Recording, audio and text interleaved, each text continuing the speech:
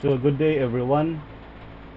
It's my pleasure to welcome you today in this lecture on an important and practical topic in electrical circuits too.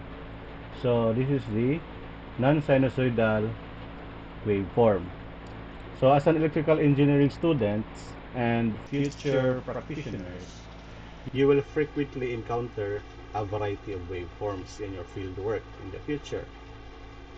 So understanding how these non-sinusoidal waves behave and how we can analyze them will significantly strengthen your ability to design and troubleshoot electrical and electronic systems. So in electrical engineering, waveforms are fundamental to understand how circuits behave over time. Most of us are familiar with sinusoidal waveforms. They are smooth, periodic, and naturally occur in AC power system. But however, real-world systems rarely operate on ideal sine waves alone. Devices such as switching power supplies, logic circuits, and motor drivers produce waveforms that are far from sinusoidal. These are known as non-sinusoidal waveforms, and they are characterized by sharp edges, abrupt transitions, and complex harmonic content. So in today's session, we'll explore what these waveforms are, why they matter, and how we analyze them using powerful tools such as the Fourier analysis. So non-sinusoidal waveforms include any repetitive waveforms that is not a pure sine wave. So common types include square waves, triangular waves, sawtooth waves, pulses, and even clipped or distorted sine wave. Unlike sine waves that have a single frequency, non-sinusoidal waves typically consist of a fundamental frequency combined with multiple harmonics. These waveforms are essential in digital circuits, where binary signals transition rapidly between high and low states, and in power systems, where converters and inverters generate complex voltage shapes. So, why should we, as electrical engineers, devote our time to understanding non-sinusoidal waveforms? This is because these waveforms are the backbone of modern technologies. In power electronics, they appear in switching converters and pulse width modulations signal. In digital electronic, logic gates and microcontrollers generate square and pulse signals. In signal processing, we shape and modify non-sinusoidal signal to filter or extract information. Moreover, harmonics introduced by these waveforms can cause power quality issues such as overheating in equipment or signal distortion.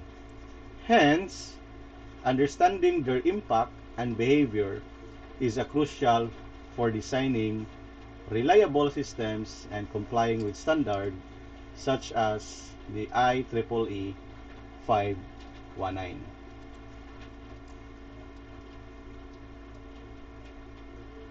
To handle the complexity of non-sinusoidal waveforms, engineers turn to Fourier analysis. So this is a powerful tool. This method allows us to decompose a complex periodic waveform into a series of sine and cosine waves. The beauty of this method lies in its universality. Almost any periodic signal no matter how complex, can be represented as a sum of sinusoids. This helps us analyze signals in the frequency domain, making it easier to understand the system behavior, design filters, and mitigate harmonics.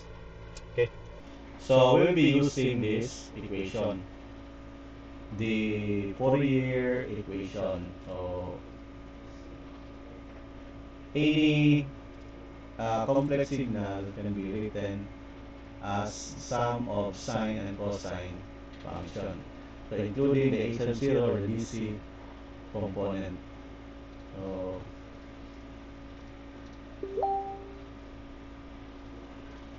So, the general form of Fourier series.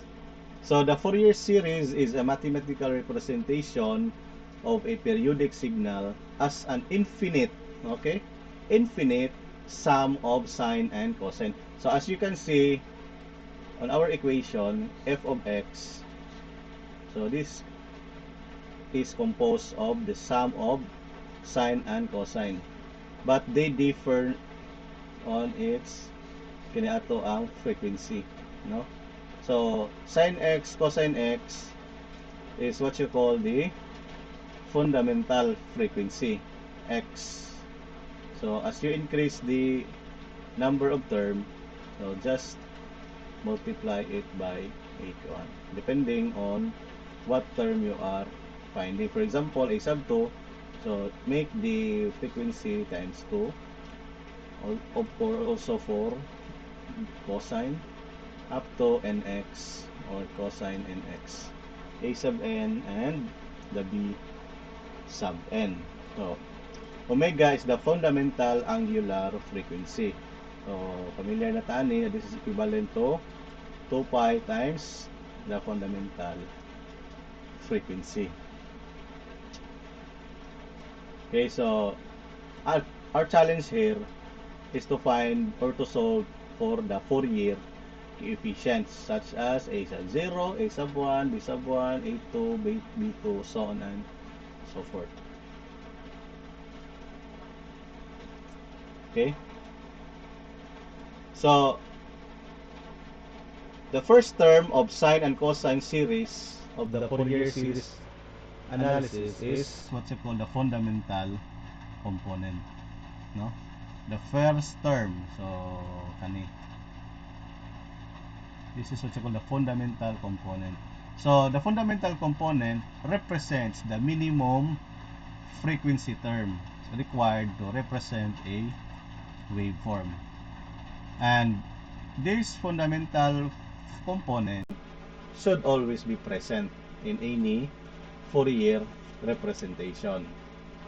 So the other term with higher order frequencies are what you call the harmonic terms.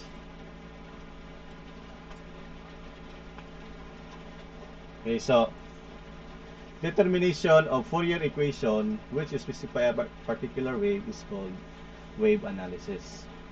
So as what I have mentioned a while ago, that in representing a complex waveform into a Fourier series, so we need to solve for or determine the coefficients, value of the coefficients, a sub 0, a sub 1, b sub 1, etc. So the determination of coefficients can be accomplished by some operation on the equation that will eliminate all terms except the desired quantity. So I have here now the formula in solving for the coefficients of the series. So for a sub 0, 1 over 2 pi integral of y dx from 0 to 2 pi. A sub 1, 1 over pi integral of 0 to 2 pi y sin x dx. B sub 1, 1 over pi integral of y cosine x dx 0 to 2 pi. So for A, always sine, B, always cosine. So if you are finding for A sub 1, so you will just multiply sine x, and B sub 1 cosine x. For B2, you will multiply cosine 2x.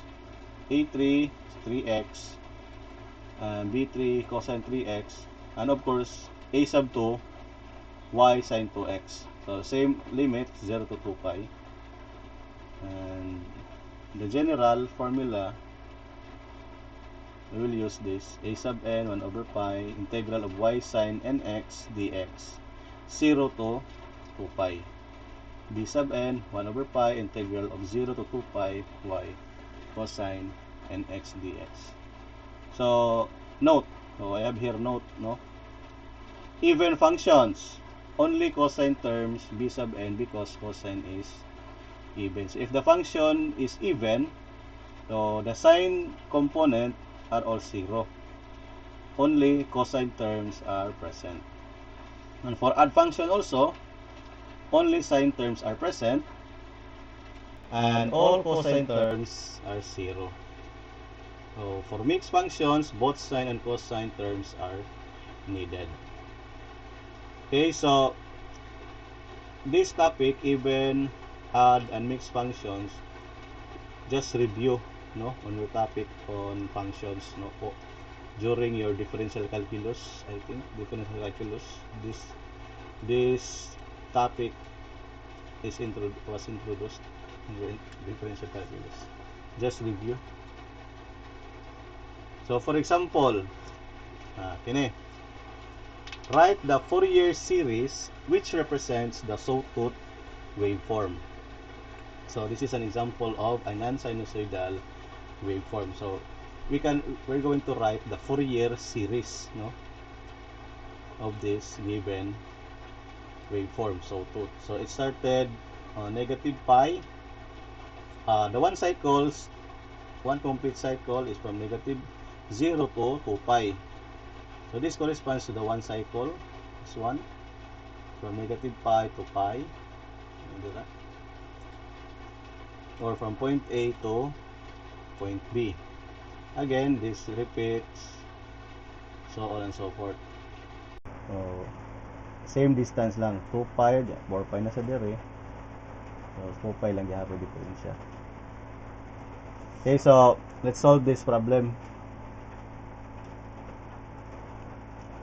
So it will be observed that the waveform is simply a straight line variation. So straight line lang kini from tini to diha. So our challenge here is to solve for the function y. Okay, function y, so that we can substitute to the formula. So it can be seen, no, as you can observe on this illustration here, this one, that point A, no, for example, look at point A. So point A has a coordinates of what? 0 and negative pi. And point B, as you can see here, the x component is 2 pi and the y component is positive pi. So we have 2 points, no? So we can use compute for the slope of this line. So we will use the slope formula: y sub 2 minus y sub 1 over x sub 2 minus x sub 1. Okay, so substitute. So you will have slope equivalent to 1. And we will use the point slope form equation of a line. Point slope form, or the slope intercept form: y equal to mx plus b. Okay, so substitute m equal to 1 for the slope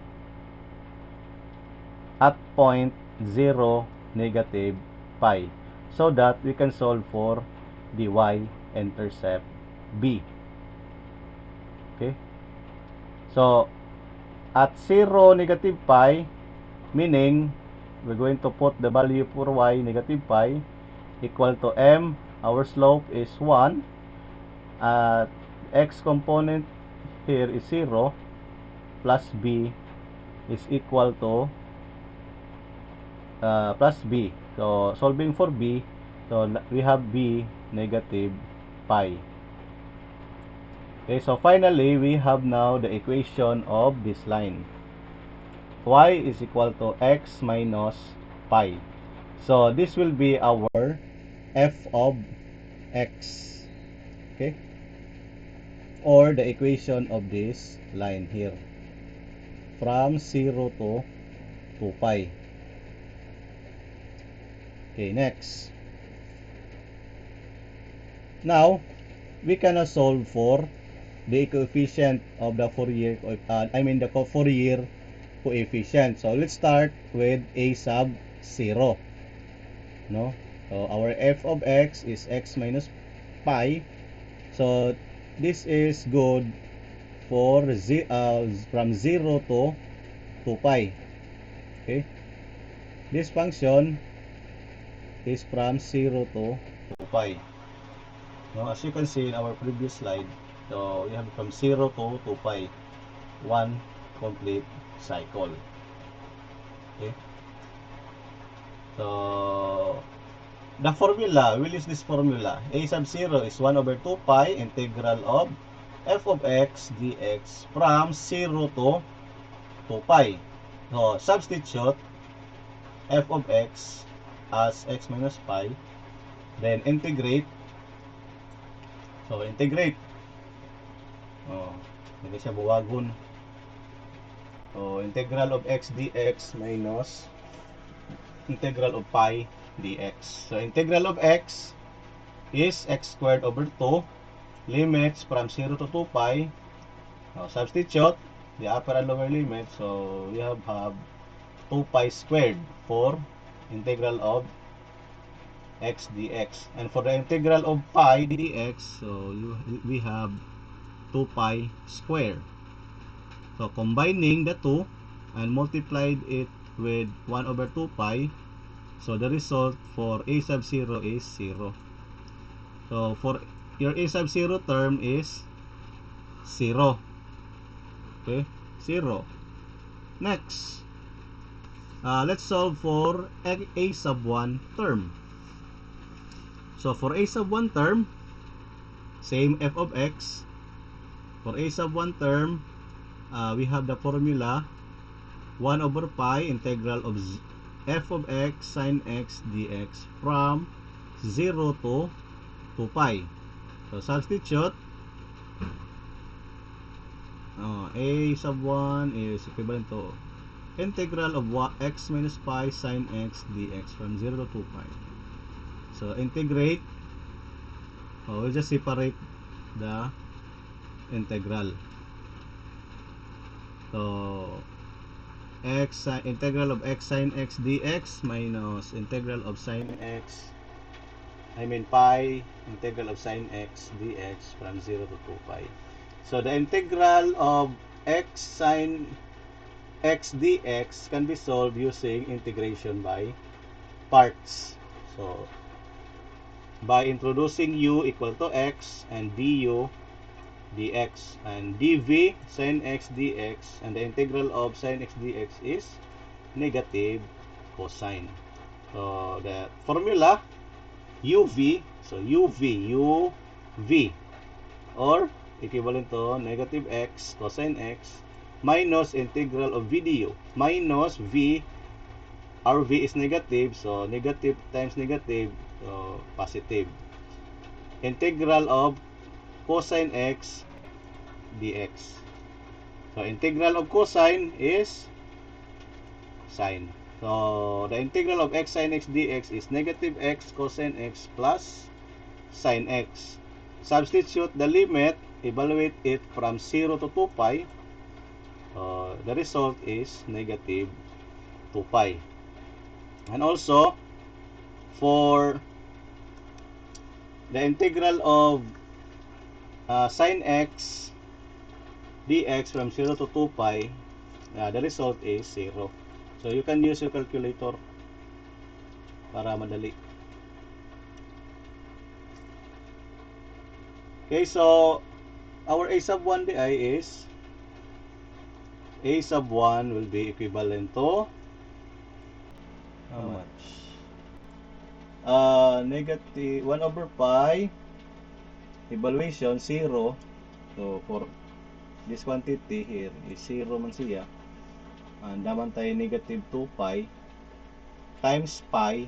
So, you will have negative 2. Okay? So, a sub 1 term is negative 2. So, i-note lang na siya. Sa solbo ni iyang kuan. Next, for b sub 1. The formula, hulihan lang na to og cosine. Okay, so substitute. Just follow the solution. Integral of x cosine x can be solved again by integration by parts. And evaluating the integral from 0 to 2 pi, the result is 0. And of course, the integral of pi, integral cosine x, 0 to 2 pi, so 0 na gihapon siya. So, therefore, b sub 1 is 0. Next, we'll solve for a sub 2. Coefficient of a sub 2. B sub 1 is 0. So, for a sub 2, same f of x, but the formula now will be multiplied by sine 2x.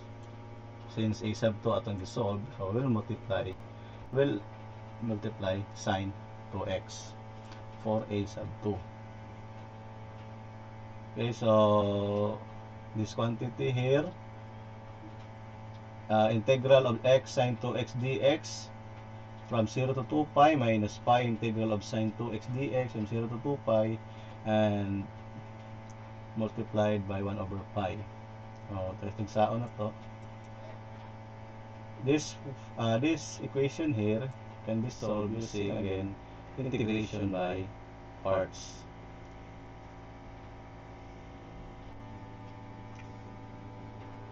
So integration by parts and evaluate from 0 to 2 pi. So the result is negative pi. And evaluating integral of sine 2x dx from 0 to 2 pi, the result is 0. Then substitute to the formula. Okay, 1 over pi times negative pi minus 0 is a sub 2 is negative 1. So we now have a sub 2 negative 1. Next, we'll solve for b sub 2, coefficient of b sub 2. So same process, no? So we're now going to multiply, instead of cosine x, we'll multiply cosine 2x kay nanang ta sa b sub 2. So follow the steps. Same procedure as what we did on the previous solution. Or you can use your calculator to immediately solve for the coefficient. Hindi na mo magali. Just make sure that your calculator is in radian mode. Okay? Radian mode dapat inyong calculator. Because if your calculator is in degree mode, so it will arrive on a different answer. Okay? Take note on that. So, our b sub 2 is 0. So, 0. Next, a sub 3. Same procedure or same process, but instead of sine 2x, we'll multiply sine 3x. Same f of x. Okay, so integrating the function, kini, kasi integrate using a calculator, the result is negative 2/3. Okay, you can double check on your calculators. Negative 2/3. So next, we'll solve for b sub 3. Same process, instead of multiplying it by cosine 2x, we'll multiply cosine 3x. Okay, so by calculator works. The result is b sub 3 is 0. A sub 4. So a sub 4, instead of sine 3x, you will now going to multiply by sine 4x. Okay, so calculator works. So you will arrive with the value of negative 1/2. B sub 4, so cosine 4x na sad. B sub 4 cosine 4x pati multiply. O 0 yung B sub 4. I-calculate na lang na para madali. A sub n, or the general equation or the general coefficient, use the formula sin nx from 0 to 2 pi, and same procedure again, use integration by parts. No, after you distribute the sign to the equation, so x, this will become x sin nx dx from 0 to 2 pi minus sin nx dx from 0 to 2 pi. So to solve this quantity here, this integral, we will be using integration by parts. So the answer is negative 2 pi over n. And for the integral of sin nx, the answer is 0. So therefore, our a sub n is negative 2 over n. And b sub n will be equivalent to 0. So we can now write our Fourier series representation of the sawtooth wave. So this will be equivalent to, imo na lang ipang substitute na nimo ang sa to a sub 0, a sub 1, b sub 1, and this will correspond also to the function nga imong gamiton din. Hey, for example, a sub 1 dapat tapa dyan na siya sa sin x or sin omega t. If your a sub 1 is 0, so this term will not be included in the equation. So as you can see here, our a sub 0 is 0. So wala na to siya gi-appeal. Mao lang ni katulag na yung mga value. Our b wala cosine. So kasabot 0 imong cosine. Okay? So up to, so the last term will be sin nx over n. So mo man atong a sub n, di ba? Na our a sub n is negative 2 over n. So ato lang nang gigawas ang 2. Kay common man ang 2 sa tanan nga term. So gigawas lang ito ang negative 2, I mean. Or formally, pwede na to siya ma-write in this form.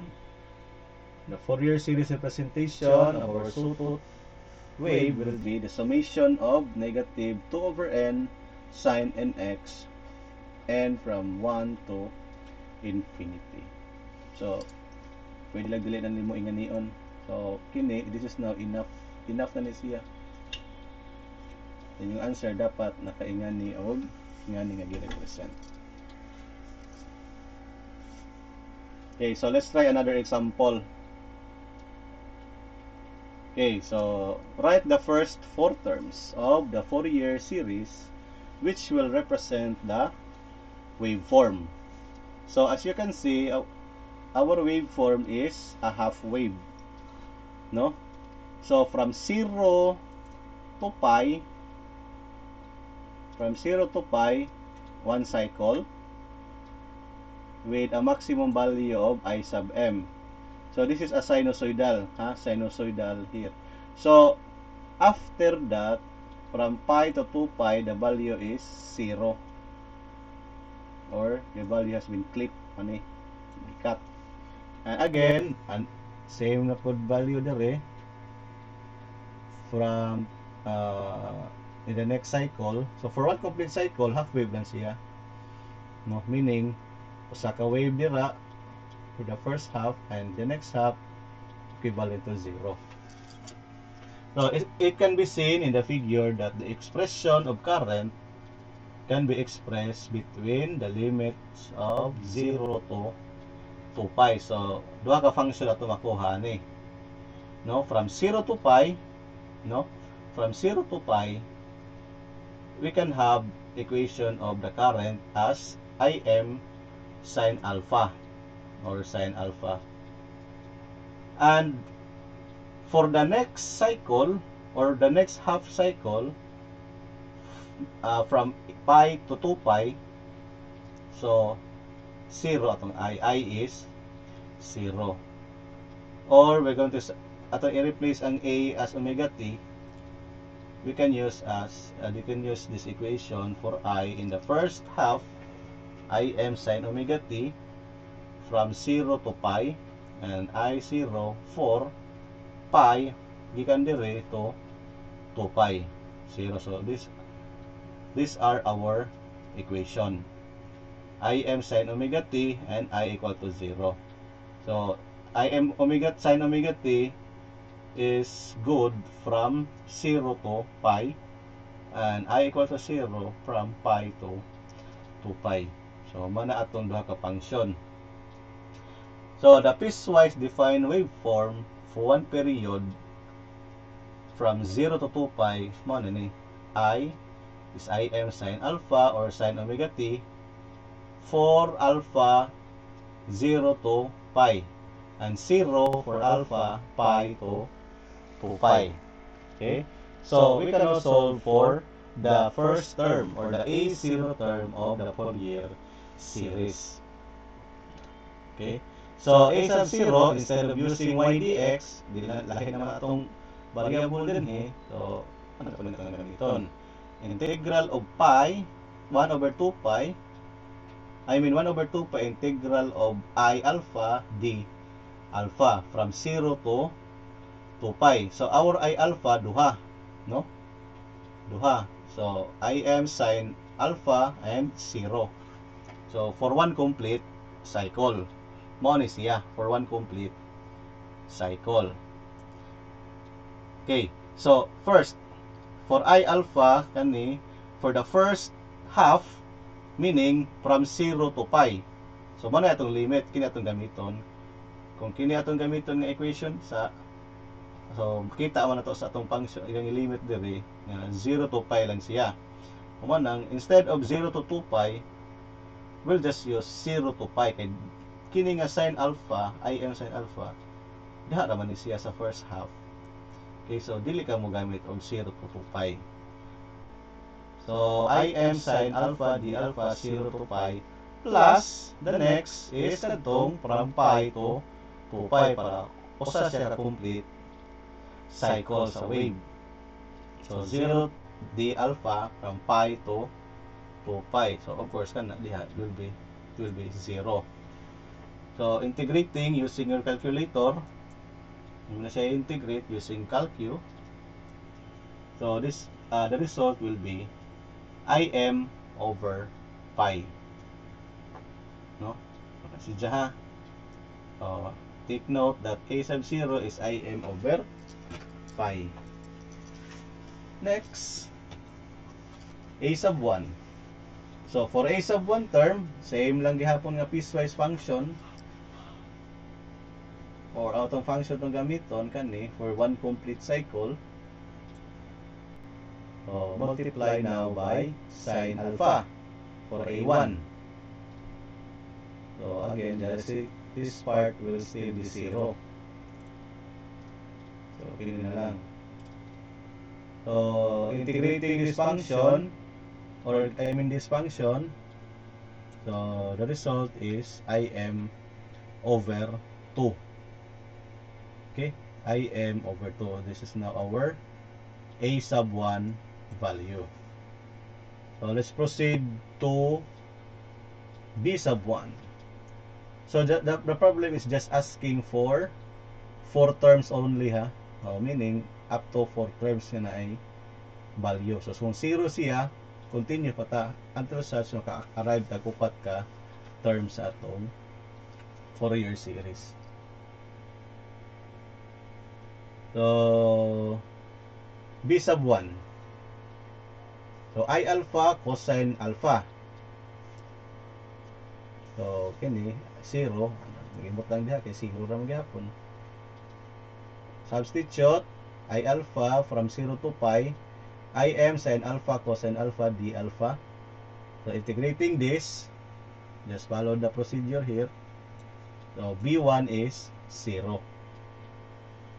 So 0 iya b1. Next, we'll solve for the a2 coefficient.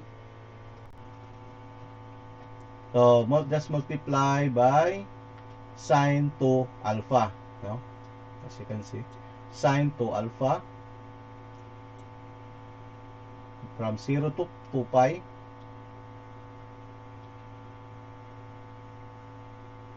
So what is yeah? I mean that this is not 0 to 2 pi. This is 0 to pi. So 0 to pi lang na siya. Dili na siya 2 alpha, 2 pi. Kay this function is applicable only on from 0 to pi. Okay. 0 to pi. Kini lang sunda. Kini ay. So after integrating and substituting the limits, we will arrive with a sub 2, again 0. Next, b sub 2. So integrating b sub 2, or I mean solving for b sub 2, so cosine 2 alpha. No? Cosine 2 alpha.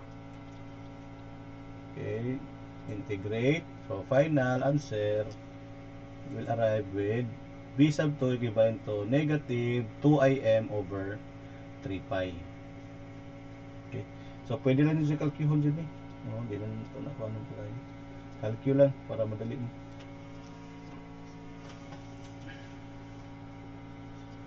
A sub 3. So a sub 3 is multiply sine 3 alpha. So after integrating, they arrive with the value of a sub 3, which is 0. B sub 3, cosine 3 alpha. Cosine 3 alpha pwedeng gamit. So after integrating, arrive na po gyapon taog 0. So next, a sub 4. So a sub 4 sine 4 alpha.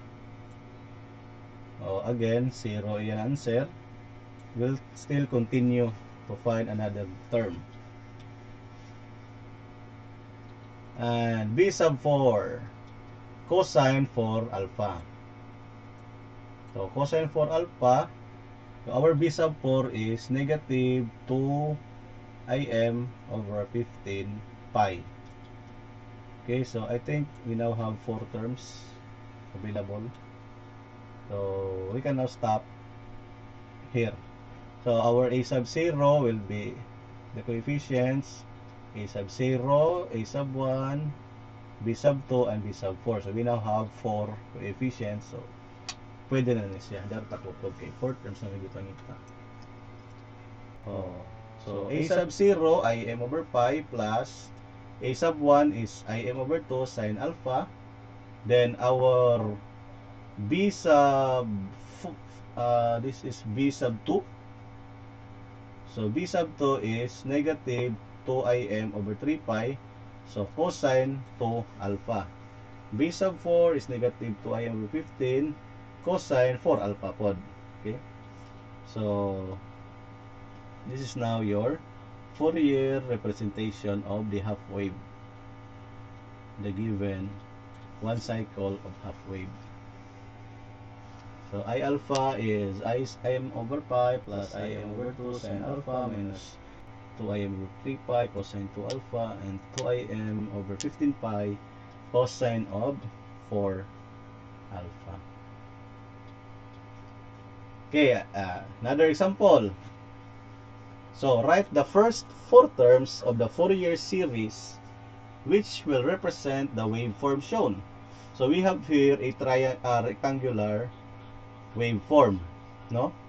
So extend from 0 to pi, we have a maximum value of 100, and pi to 2 pi 0. And again, repeat na po, bago na po, new na po, continue na po siya from 2 pi to 4 pi nga 100, then 0 na sad, off, then another, so on and so forth. So the value of our E or voltage, 100 siya from 0 to pi, no? And from pi to 2 pi, our E is 0. This is a similar to the previous example.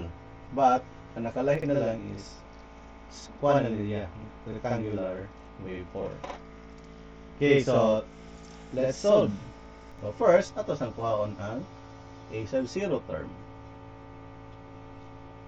Okay, so our piecewise function, mao man ni siya.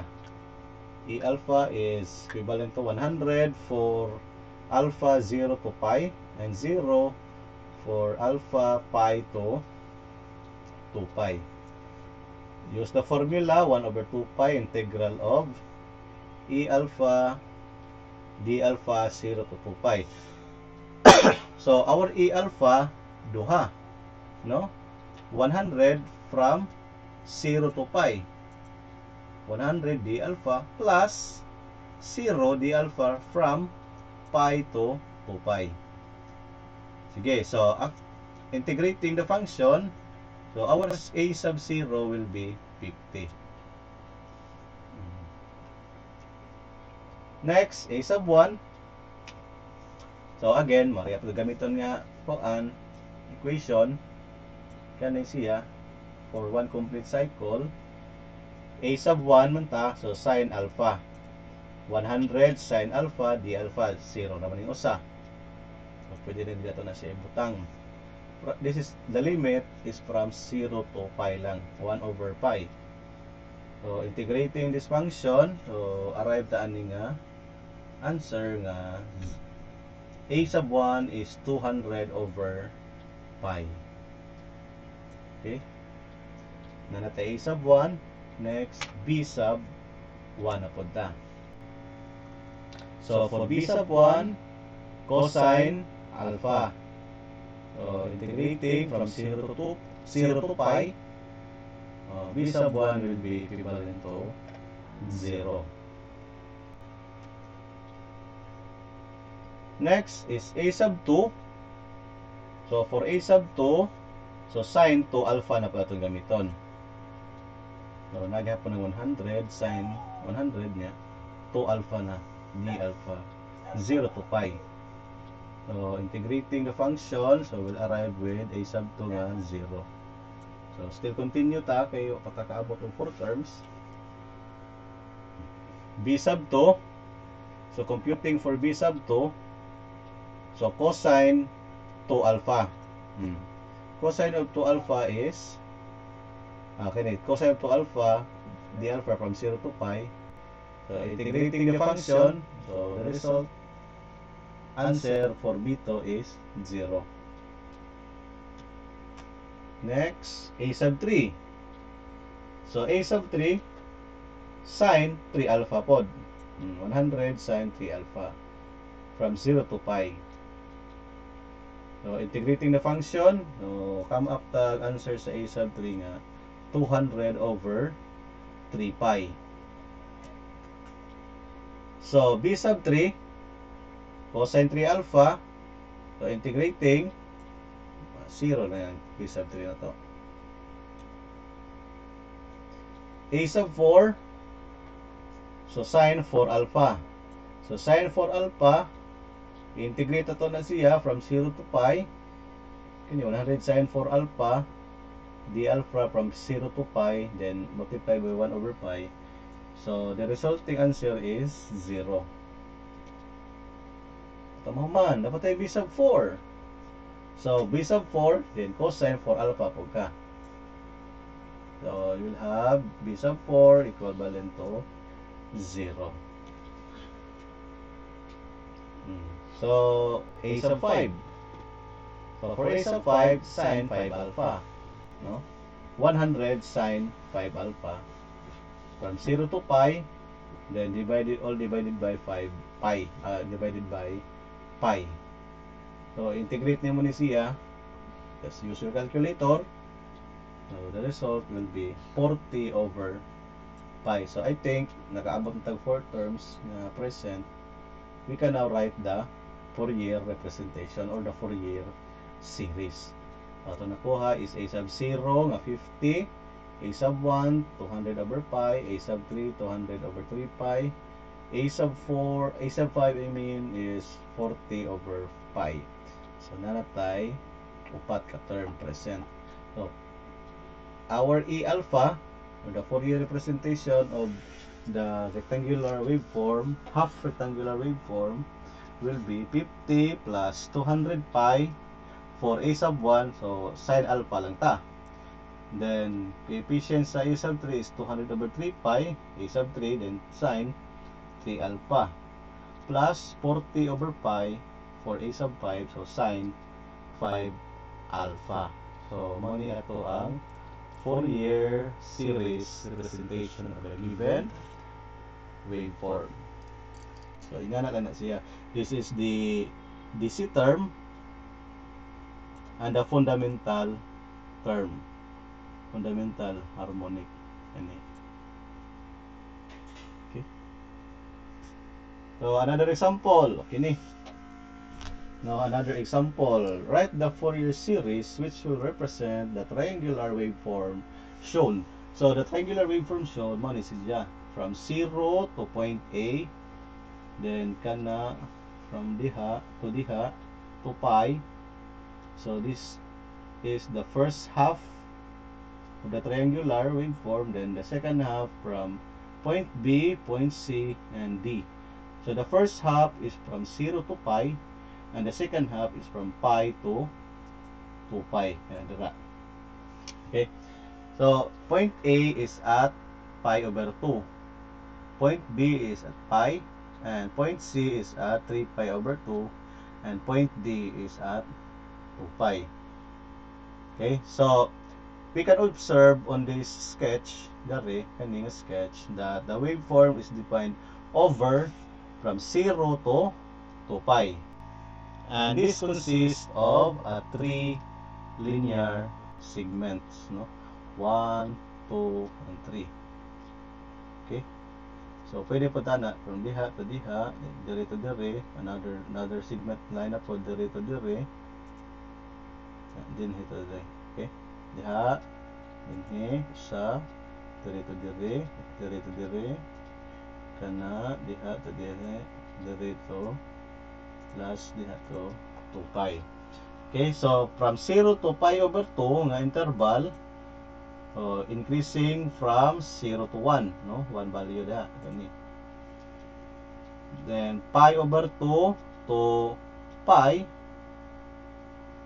so decreasing from 1 to 0, and pi over 2, pi to 3 pi over 2, decreasing from 0 to negative 1, and 3 pi over 2 plus 2 pi, i-increase na po siya to from negative 1 to 0. So these are the corresponding coordinates nga ato makuha ana. Okay, you can now use this.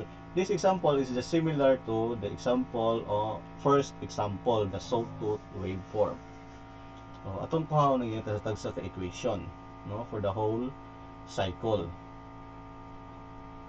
Okay, so we're now going to define the piecewise function.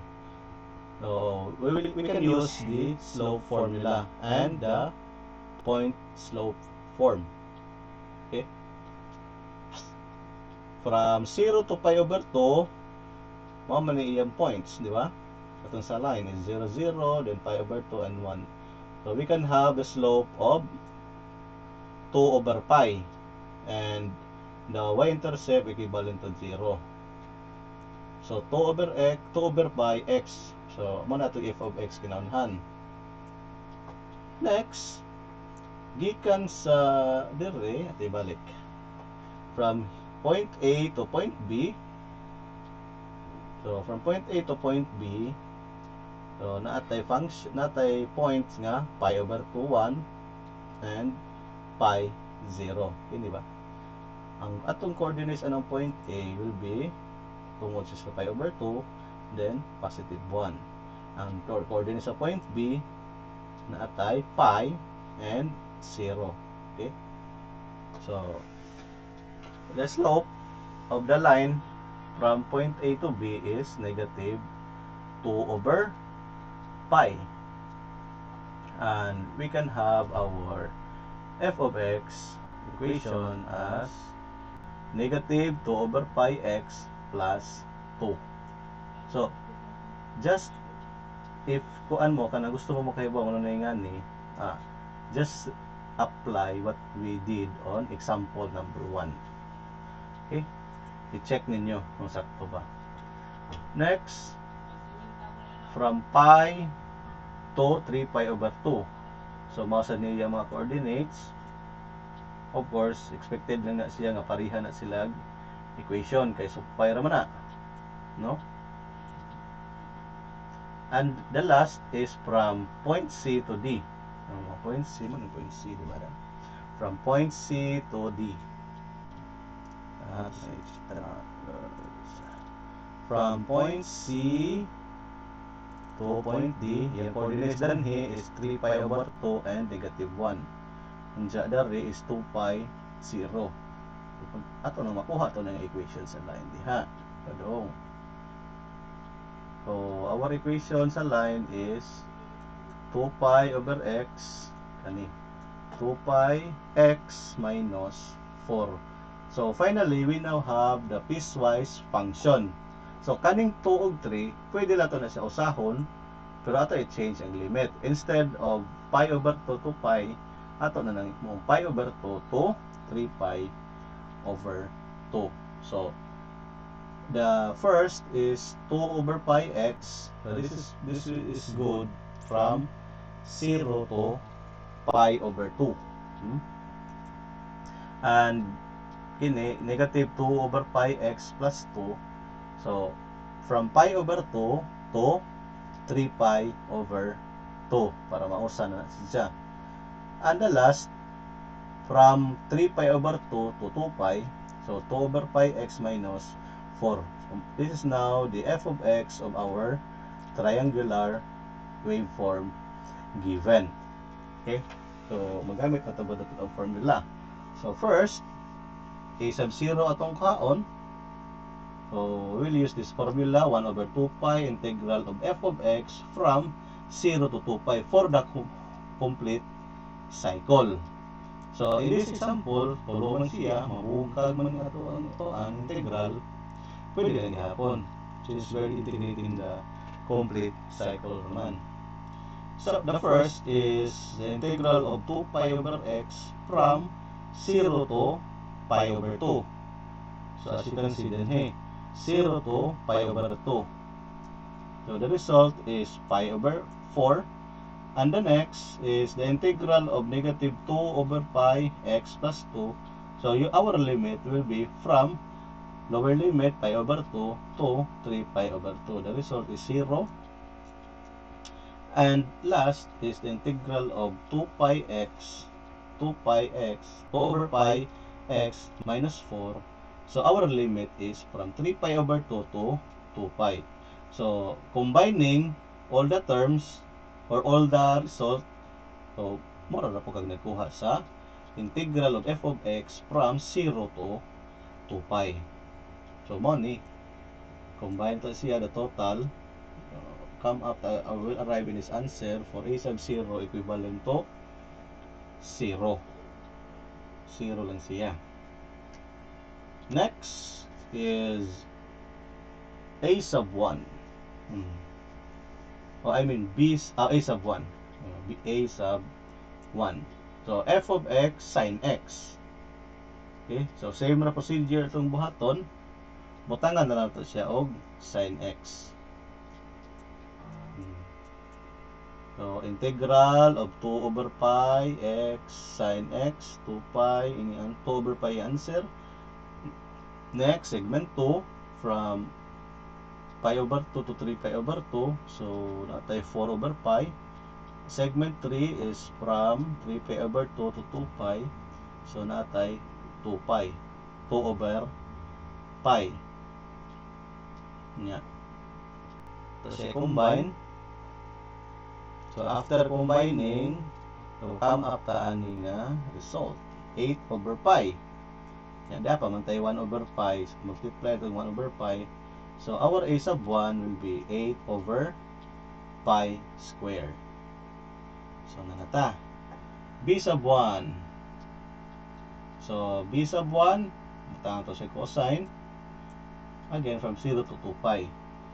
So, tagsaon na to. I-sum up na to siya after integrating. So, the result will be 0. 0 yung result. Okay? So, given that the triangular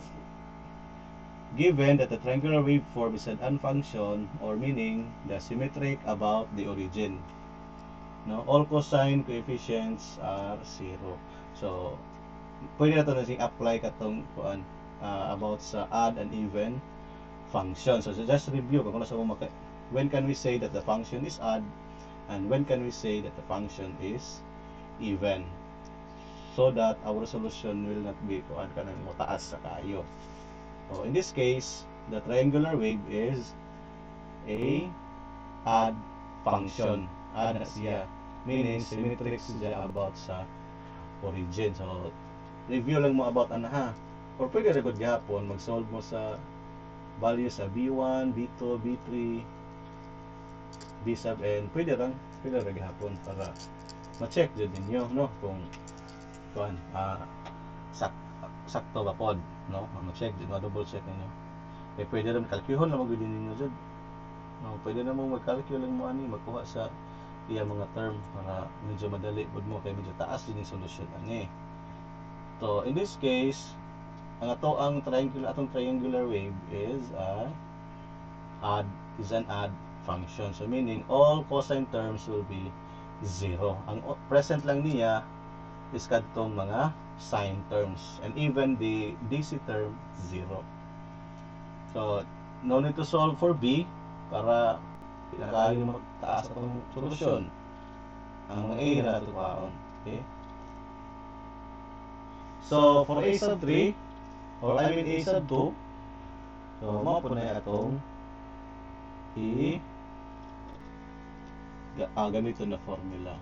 So, sin 2x na na. F of x sin 2x. Tatagsaon ni mo din ha, then makuha nimo yung mga value, pwede i-add na lang ito or i-combine, then ato multiply yan og 1 over pi. So, ang result is 0. 0 atong a sub 2. Okay? So, di pa ka makaingon nga uban nga term 0. Okay? Kuan man siya, add function man eh. So, nadyo ni mga sign nga, nadyo ni sign terms ang present. So, next, a sub 3. Sin 3x. Sin 3x mo itong gamiton, kay a sub 3 naman ta. Then, integrate up to segment 3. So, the result is negative 8 over 9 pi square. So, muna siya for coefficient of a sub 3. Next, coefficient of a sub 4. So, dapat ganit note, since the waveform is odd, so mo pa ni characteristic na to, again, for an odd function, no? Waveform is odd and composed of only odd harmonics. So, kung atong waveform is odd, ang mga odd harmonics na po present, meaning all even harmonics like a sub 2, a sub 4, a sub 6, etc. are all 0. So, pwede na ta, no need na ta to solve ani para mas madali, no? Technique lang siya para mas madali. Pero kung hindi na mo ganahan mo hunaan nga mga techniques, hindi gapon mo gamit sa formula na to. Okay gapon na. Shortcut na lang ni. Yun na lang ninyo. Again, just review review about when can we say even, the function is even and the function is odd. Okay, so let's now proceed to a sub 5. Hindi lang tayo solve sa a sub 4. So a sub 5, so sin 5x. So same ang procedure, same ang pamagi ng buhaton. So the total integral for the whole cycle is 8 over 25 pi. Yeah. Multiply pala to 1 over pi. So, the result is a sub 5 is 8 over 25 pi square. So, seventh term, pwede na tayo mo sunong ata diri. No, the seventh term, sin 7x, ka. Oh, same procedure gahapon, just integrate. So the total integral for the seventh term will be negative 8, or the a sub 7 will be negative 8 over 49 pi square. So, excuse me, the non-coefficients, mana ni siya? A sub 1, a sub 3, a sub 5, a sub 7. So, pwede tayo nakatakotog. As long as na kuha na itong mga coefficient, no? Medyo tayo na. So, 8 over pi squared, ang a sub 3 is negative 8 over 9 pi squared. And a sub 5 is 8 over pi squared hapon, 25. A sub 7 is 8 over negative 49 squared. So, as you can see, isa yung makita niya, common niya. So, for a sub 1, natay 8 over pi squared. Dari, napuntay 8 over pi squared sa a sub 3 and up to a sub 7. So, makita na to, we can see that terms have common na equivalent to 8 over pi square. So, pwede natin na siya i-factor out. Then, ang denominator sa, nakita natin that ipang square siya, no? Starting from 1 square, 3 square, no? 9 is 3 square, 25 is 5 square, 49 is 7 square. Unexpected, the a sub 9 term, isa ka ha? What do you think? So, a sub 9 term will be positive 8 over, sunod sa 49 square, 7 man sa 9. So, 81 pi square. So, mana siya.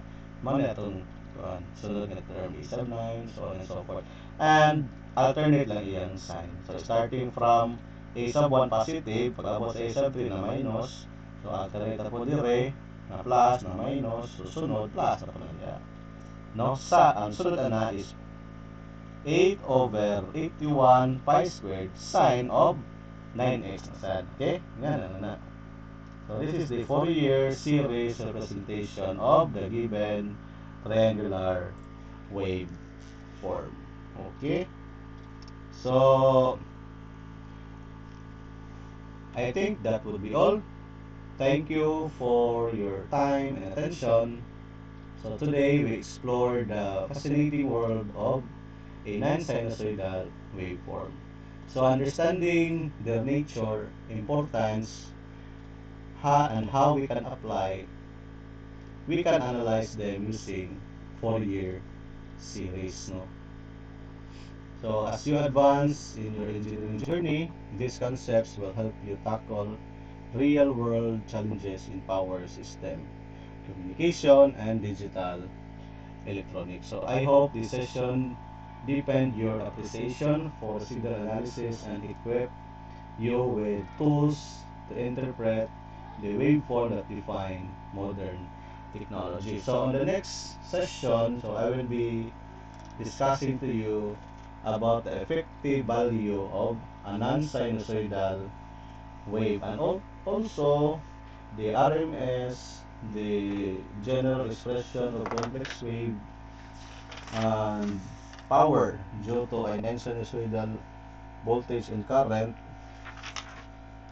So the circuit analysis using, I think maabot pa taan na siguro. So just stand by for the next video. Okay, so again, thank you everyone.